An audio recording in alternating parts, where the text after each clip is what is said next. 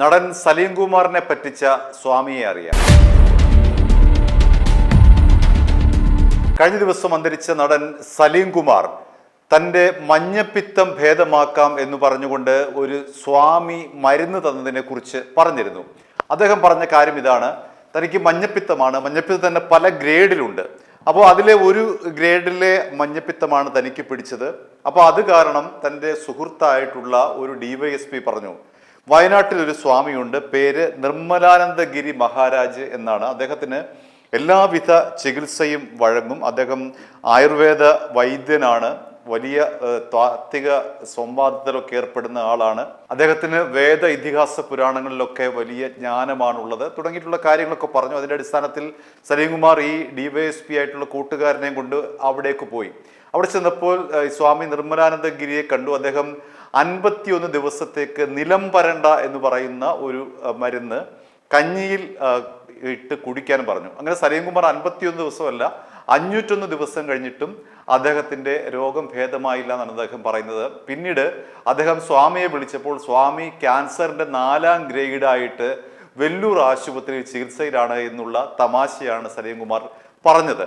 ആരാണ് ഈ നിർമ്മലാനന്ദഗിരി മഹാരാജ് എന്ന് ചോദിച്ചാൽ, അദ്ദേഹം 1980 സന്യാസം സ്വീകരിക്കുന്നത്.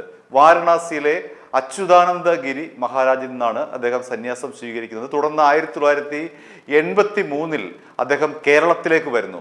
അദ്ദേഹം ആയുർവേദവും സിദ്ധ മർമാണി ചികിത്സയും ഒക്കെയാണ് അദ്ദേഹത്തിൻ്റെ പ്രധാനപ്പെട്ട മേഖലയെങ്കിലും അദ്ദേഹം ആയുർവേദം ഔദ്യോഗികമായി ഏതെങ്കിലും കോളേജിൽ പോയി പഠിച്ചിട്ടുണ്ടോ എന്നുള്ള കാര്യം നമുക്ക് വ്യക്തമല്ല.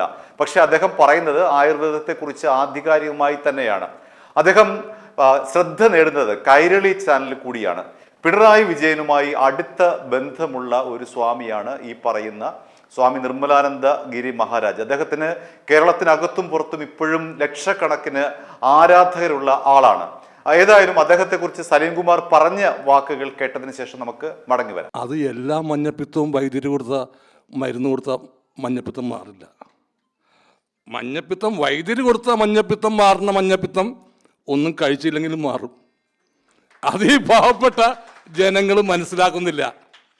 മഞ്ഞപ്പിത്തം പല വിധമുണ്ടെന്നും അത് വൈദ്യരുടെ കഴിവിൻ്റെ അപ്പുറത്താണെന്നുള്ളത് മനസ്സിലാക്കുന്നില്ല. അവസാനം വൈദ്യരിൽ ലിവറൊക്കെ തകർത്ത് കഴിയുമ്പോൾ പറയും മെല്ലെ ഒഴിയും. അങ്ങനത്തെ 2-3 കഥകൾ പറഞ്ഞിട്ട് ഞാൻ പോയിക്കൊള്ളാം. മറ്റാരുടെയും കഥയല്ല, സ്വന്തം അനുഭവത്തിലെ കഥ. അതെനിക്ക് മാത്രമേ പറയാൻ പറ്റുള്ളൂ. ഞാൻ എവിടെയൊക്കെ പ്രസംഗിക്കാൻ ചെയ്യുന്നത് ഇത് പറഞ്ഞിട്ട് ഞാൻ പോരുള്ളൂ. എന്നെ തല്ലി ഓടിച്ചാലും ശരി ഇത് പറയണം. കാരണം ഞാൻ അനുഭവിച്ചത് ഇനി ഒരുത്തിനും അനുഭവിക്കരുത്. എനിക്ക് അസുഖമാണെന്ന് അറിഞ്ഞു ഞാൻ. അപ്പോൾ ഞാൻ സെർച്ച് ചെയ്ത് നോക്കിയപ്പോൾ ലിവർ ട്രാൻസ്പ്ലാന്റ് മാത്രമേ ഉള്ളൂ ഈ അസുഖത്തിന് മരുന്നായിട്ട്. ഞാൻ ചെയ്യുന്നില്ല എന്ന് തീരുമാനിച്ചു. ഇതല്ലാണ്ട് എന്ത് ചെയ്യാം? ഇതിന് വേറെ മരുന്നുണ്ടാവുമല്ലോ.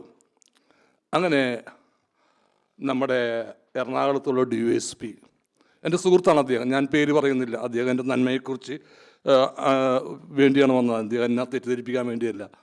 അദ്ദേഹം പറഞ്ഞ, സലിമേ, ഒറ്റപ്പാലത്തൊരു വൈദ്യരുണ്ട്, നിർമ്മലാനന്ദഗിരി എന്നാണ് പേര്.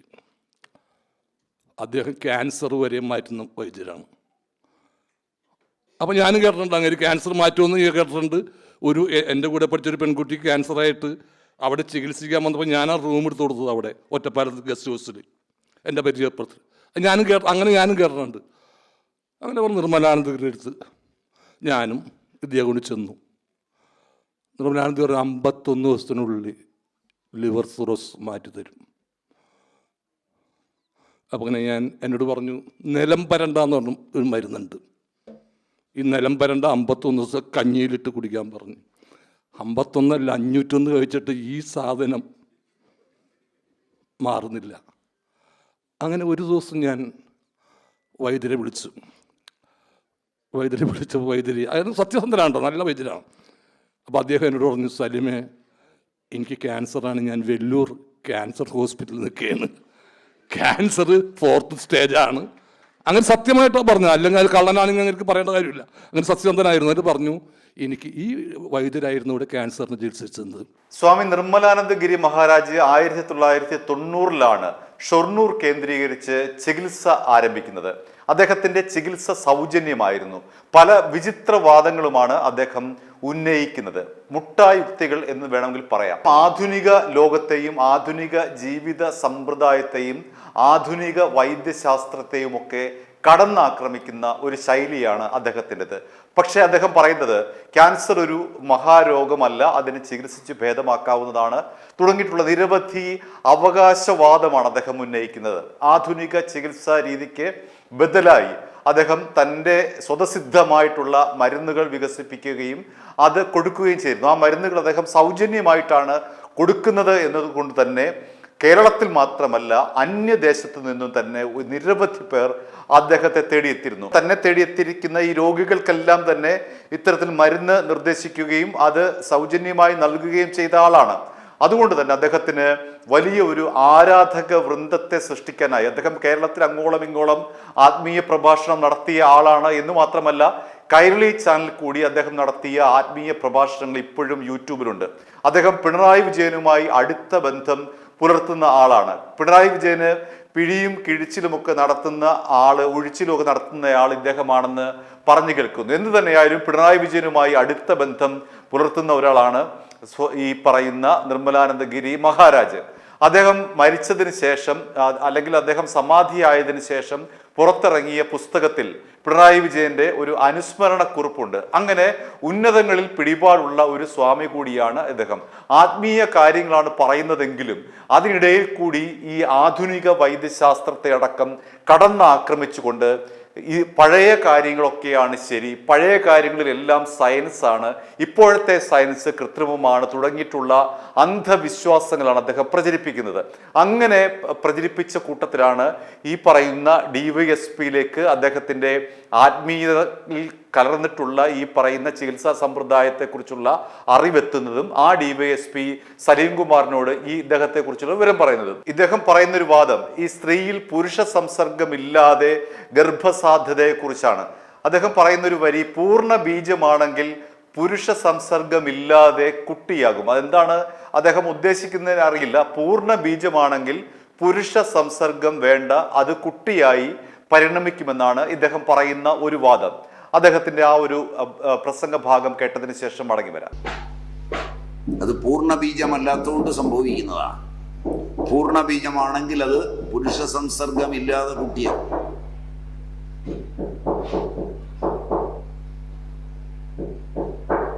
സുശ്രുതം ചരകമൊക്കെ നിങ്ങൾക്ക് വെച്ച് പഠിക്കാം. കുചിമാരതന്ത്രം മുതലായ തന്ത്രാഗമങ്ങളും പഠിക്കാം. പ്രാചീനൻ എഴുതിയ ഇതെല്ലാം. സലീം കുമാറിന്റെ മരണത്തിന് ശേഷം പിങ്ക് ഹെവൻ എന്ന് പറയുന്ന ഒരു FB പോസ്റ്റിൽ ഈ വിശദാംശങ്ങളൊക്കെ പറയുന്നുണ്ട്. സലീം കുമാർ ഈ പറയുന്നത് പോലെ വൈദ്യന്മാരുടെ അടുക്കൽ ചികിത്സ തേടിയ കാര്യമൊക്കെ പറയുന്ന കൂട്ടത്തിൽ അതിൻ്റെ താഴെ വന്ന ഒരു കമന്റ് ഇങ്ങനെയാണ്: എൻ്റെ സഹോദരന് തലച്ചോറിൽ അർബുദം ബാധിച്ചിട്ട് അലോപ്പതിയിൽ ചികിത്സയൊന്നുമില്ലെന്ന് അറിഞ്ഞ് മേൽപ്പറഞ്ഞ ഒറ്റപ്പാലത്തെ സന്യാസിയുടെ ചികിത്സയിലായിരുന്നു. അദ്ദേഹം പറമ്പിലെ പച്ചിലകൾ പറിച്ച് കഷായം വെച്ച് കഴിക്കുവാൻ നിർദ്ദേശിച്ചു. കൂടാതെ കിടക്കുന്ന മുറിയിൽ വെളിച്ചം പാടില്ല എന്ന് പറഞ്ഞു. പരസഹായമില്ലാതെ നടക്കുവാൻ കഴിയാതിരുന്ന സ്റ്റേജിലായിരുന്നു അവൻ. കൂടാതെ അവനെ നോക്കുന്നയാളല്ലാതെ മറ്റാരും കാണാൻ പാടില്ല എന്നും സന്യാസി നിർദ്ദേശിച്ചു. ആഹാരം ദ്രവരൂപത്തിൽ കഴിക്കണമെന്നും നിർദ്ദേശിച്ചു. അങ്ങനെ ഇഷ്ടപ്പെട്ടതൊന്നും കഴിക്കാനാവാതെ ഇരുട്ടുമുറിയിൽ സ്വന്തം ബന്ധുക്കളെ പോലും കാണാനാവാതെ 1 വർഷം നരകയാതന അനുഭവിച്ച് അവൻ ഇഹലോകവാസം വെടിഞ്ഞു. ഇതാണ് ഈ സ്വാമിയുടെ ചികിത്സയെക്കുറിച്ച് ശ്രീജിത്ത് ബാലകൃഷ്ണൻ എന്ന് പറയുന്നയാൾ എഴുതിയ ഒരു കാര്യം. അദ്ദേഹം പറയുന്നത് അദ്ദേഹത്തിൻ്റെ സഹോദരന് അസുഖം ബാധിച്ച് ഈ സ്വാമിയുടെ അടുക്കൽ ചെന്നു.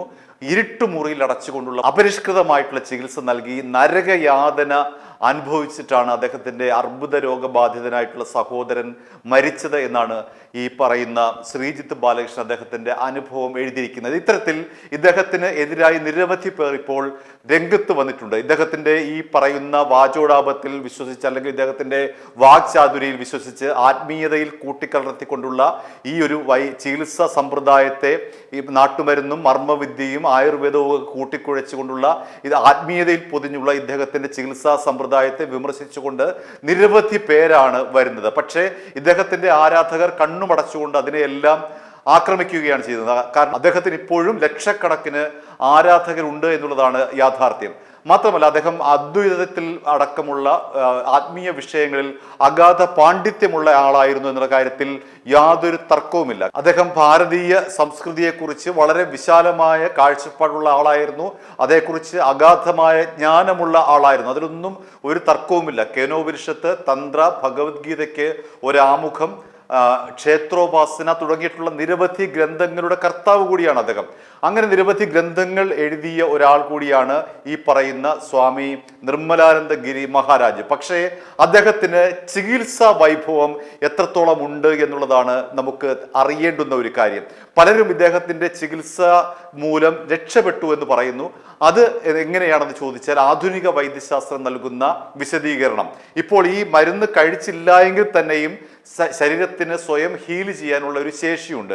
അതുകൊണ്ട് മരുന്ന് കഴിക്കുമ്പോൾ ഈ മരുന്ന് കഴിച്ചത് കൊണ്ടാണ് ഈ ശരീരത്തിന്റെ സ്വാഭാവികമായിട്ടുള്ള പ്രതിരോധ സംവിധാനം മൂലം രോഗം മാറിയത്. ഈ മരുന്ന് കൊണ്ടാണ്, അല്ലാതെ ശരീരത്തിന്റെ ഈ ഹീലിംഗ് കപ്പാസിറ്റി കൊണ്ടല്ല എന്ന് നിരവധി പേർ വിശ്വസിക്കുന്നു. അതുകൊണ്ട് ഈ സ്വാമി കൊടുക്കുന്ന മരുന്നിൽ വിശ്വസിച്ച് രോഗം മാറിയവർ നിരവധിയാണ്. ആ രോഗം മാറിയവർ ഇങ്ങനെയുള്ളവരാണ്. അതായത് ശരീരത്തിന്റെ സ്വാഭാവികമായിട്ടുള്ള പ്രതിരോധ സംവിധാനം മൂലം രോഗം മാറിയവരാണ്. ആ മരുന്ന് കഴിച്ചില്ലെങ്കിലും ആ രോഗം മാറുമായിരുന്നു. അങ്ങനെ ചെറിയ രോഗത്തിനൊക്കെ ഇദ്ദേഹം കൊടുത്ത മരുന്ന് കൊണ്ടാണ് തങ്ങളുടെ അസുഖം മാറിയെന്ന് വിശ്വസിക്കുന്ന ലക്ഷക്കണക്കിന് പേർ ഇപ്പോഴുമുണ്ട്. എന്തു തന്നെയായാലും കേരളത്തിന് അകത്തും പുറത്തും ഇദ്ദേഹം ഈ ആത്മീയതയുടെ പേരിൽ നിരവധി ശിഷ്യന്മാരെയും അല്ലെങ്കിൽ നിരവധി ആരാധകരെയും സൃഷ്ടിച്ച ആളാണ്. പക്ഷെ അദ്ദേഹത്തിന്റെ ഈ പറയുന്ന ചികിത്സ എത്രത്തോളം ഫലവത്തായിരുന്നു എന്നതിനെ സംബന്ധിച്ച് അറിയില്ല. പിണറായി വിജയനടക്കം അദ്ദേഹത്തിന്റെ ആരാധകരാണ്. ഇത്തരത്തിൽ ആത്മീയതയുടെ മറവിൽ ചികിത്സ നടത്തുന്നത് ഇദ്ദേഹം മാത്രമല്ല, നമുക്കറിയാവുന്നതുപോലെ തന്നെ നൂറുകണക്കിന് പെന്തക്കോസ്തുകാർ ഇത്തരത്തിൽ ആത്മീയതയുടെ മറവിൽ അത്ഭുത രോഗശാന്തി ശുശ്രൂഷ നടത്തുന്നത് നമുക്കറിയാം. അതേപോലെ മുല്ലാക്കമാർ വെള്ള ഓതി കൊടുത്ത് ചികിത്സ, മാരക ക്യാൻസർ അടക്കം മാറ്റിക്കൊടുക്കാമെന്ന് പറഞ്ഞുകൊണ്ട് നിരവധി പേരെ മരണത്തിലേക്ക് തള്ളിവിട്ട ഒരുപാട് കേസസ് അന്വേഷിച്ചാൽ കണ്ടെത്താനാകും. ഇപ്പോഴും അവരൊക്കെ തന്നെ ചികിത്സ തുടരുന്നു. ആത്മീയതയുടെ മറവിൽ ഇത്തരത്തിലുള്ളവരെ ചികിത്സിക്കാൻ അനുവദിക്കാൻ പാടില്ല എന്നുള്ളതാണ് യാഥാർത്ഥ്യം. ഇത്തരത്തിൽ ഏത് തരത്തിലുള്ള മതത്തിലായാലും, അത് ഹിന്ദു മതത്തിലായാലും ക്രൈസ്തവ മതത്തിലായാലും ഇസ്ലാം മതത്തിലായാലും, ഈ പാവപ്പെട്ട രോഗികളെ ഈ ആത്മീയതയുടെ മറവിൽ മുതലെടുത്തുകൊണ്ട് ഇത്തരം സൗജന്യമായിട്ട് പോലും ഒരു കാരണവശാലും ഇത്തരക്കാരെ ചികിത്സിക്കാൻ അനുവദിക്കാൻ പാടില്ല എന്നുള്ളതാണ് നമ്മുടെ നിയമപാലകർ ശ്രദ്ധിക്കേണ്ട ഏറ്റവും പ്രധാനപ്പെട്ട കാര്യം. i2i News, an eye for truth. i2i News subscribe ചെയ്തിട്ടില്ലാത്തവർ ഇപ്പോൾ തന്നെ സബ്സ്ക്രൈബ് ചെയ്യുക. നോട്ടിഫിക്കേഷൻ ലഭിക്കുവാൻ ബെൽ ബട്ടണും അമർത്തുക.